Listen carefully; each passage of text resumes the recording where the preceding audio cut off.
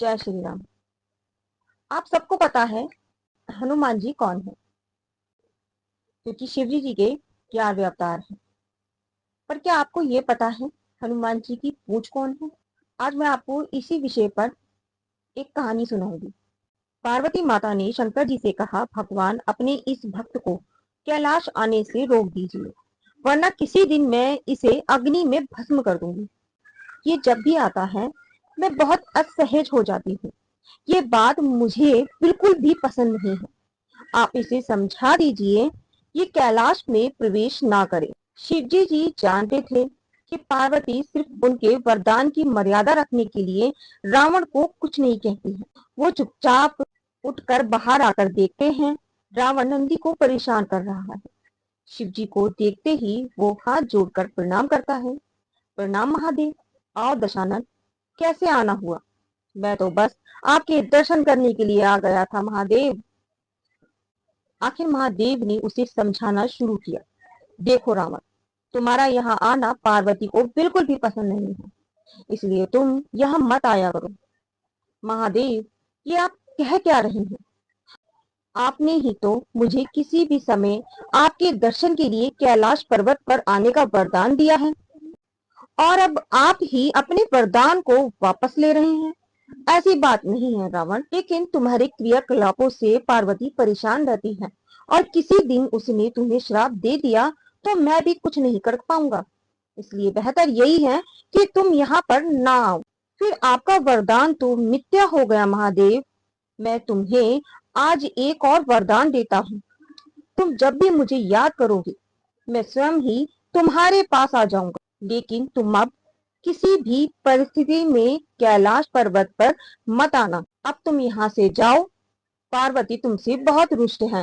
रावण चला जाता है। समय बदलता है।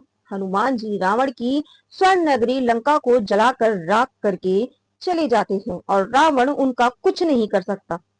वो सोचते सोचते परेशान हो जाता है कि आखिर उस हनुमान में इतनी शक्ति आई कहां से। परेशान होकर वो महल में स्थित शिव मंदिर में जाकर शिव जी की प्रार्थना आरंभ करता है। उसकी प्रार्थना से शिव प्रसन्न होकर प्रकट होते हैं। रावण अभिभूत होकर उनके चरणों में गिर पड़ता है। कहो दशानन, कैसे हो?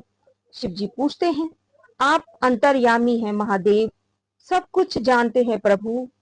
एक अकेले बांदर ने मेरी लंका को और मेरे दर्प को भी जलाकर राख कर दिया है। मैं जानना चाहता हूँ कि ये बंदर जिसका नाम हनुमान है आखिर कौन है? और प्रभु, उसकी पूंछ तो और भी ज्यादा शक्तिशाली थी। किस तरह सहजता से मेरी लंका को जला दिया? मुझे बताइए कि ये हनुमान कौन है? शिव जी मुस्कुराते हुए रावण की बात सुनते रहते हैं, और फिर बताते हैं कि रावण, ये हनुमान और कोई नहीं, मेरा ही रुद्र अवतार है। विष्णु जी ने जब ये निश्चय किया कि वे पृथ्वी पर अवतार लेंगे और माता लक्ष्मी भी साथ ही अवतारित होंगी, तो मेरी इच्छा हुई कि मैं भी उनकी लीलाओं का साक्षी बनूं।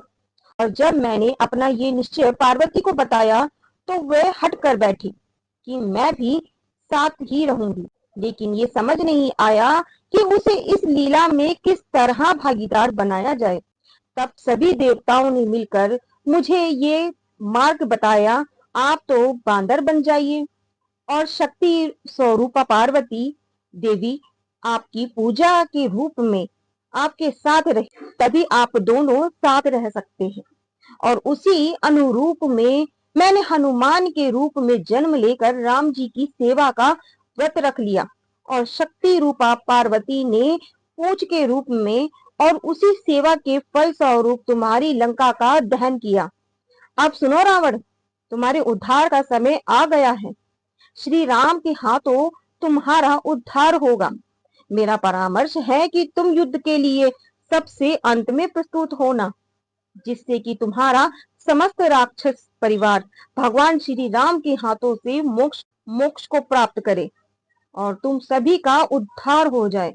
रावण को सारी परिस्थिति का ज्ञान होता है, और उस अनुरूप का वो युद्ध की तैयारी करता है, और अपने पूरे परिवार को राम जी के समक्ष युद्ध के लिए पहले भेजता है, और सबसे अंत में स्वयं मोक्ष को प्राप्त होता है।